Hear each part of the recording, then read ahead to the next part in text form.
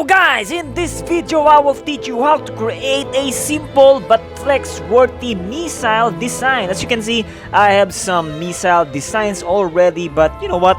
I want to add something more, something new we can use for PvPs. Everyone can have a nice and simple design, but flex-worthy. Alright, let's do it guys!